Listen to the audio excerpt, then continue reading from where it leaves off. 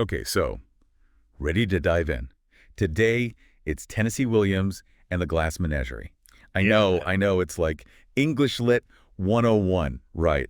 But trust me, we're going deeper. We're going to pull out some stuff, some insights that honestly I think anyone can connect with, even if you haven't cracked open the play itself. Sounds good to me. So no SparkNotes summaries here.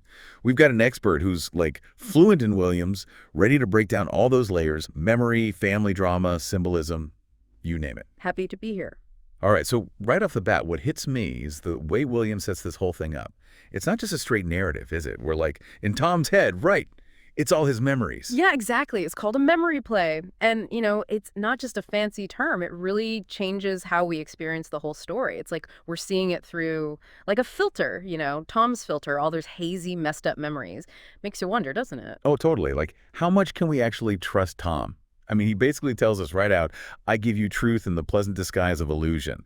Dude's practically admitting he's messing with us. Right. That line, it's like a warning. Williams is like, hey, audience, wake up. Don't just sit there. Think. He's forcing us to question everything, figure it out for ourselves. No spoon feeding here. So Tom's a bit of a wild card.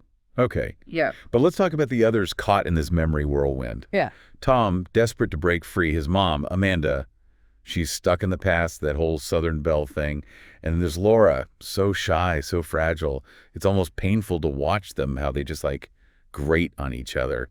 What is it at the core that's pulling them apart? It's this tug of war, between what is and what they wish was. Amanda, she's clinging to those faded glory days. She's trying to force a square peg into a round hole with Laura, wants her to be this perfect traditional wife, which is, well, it's not doing anyone any favors. And Laura with her glass animals. She's escaping too, right? It's like her safe space, this little world of delicate, breakable things. Exactly. She's built her own world, a retreat from everything that's harsh and scary, which of course takes us right to the title, right? The Glass Menagerie. It's so much more than just a description of Laura's collection. Those figurines, they are Laura. Fragile, beautiful, and yeah, so easily broken. I read somewhere that Williams based Laura on his own sister, Rose, who, had mental health struggles and ended up institutionalized. Knowing that, it just adds this whole other level of sadness to the play. It does, doesn't it? It makes those glass animals even more poignant. It's like Yeah. suddenly we're not just looking at a hobby. We're seeing a symbol of all the people who are marginalized, misunderstood, people like Rose. It's powerful stuff, really makes you think. And it's like every character is trying to escape, each in their own way. Tom's got his movies, his dreams of adventure. Amanda's lost in her memories of a more glamorous time. And Laura, well, she's got her glass menagerie.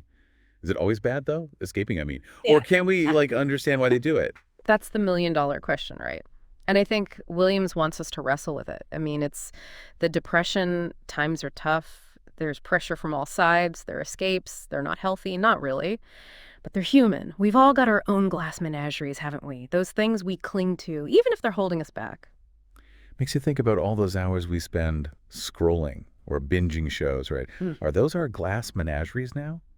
It's kind of scary when you think about it. It is, but that's what makes the Glass Menagerie so brilliant. It was written decades ago, but it still gets to us, The family drama, the need to escape, the yearning for action, that stuff. It's timeless. So think about it.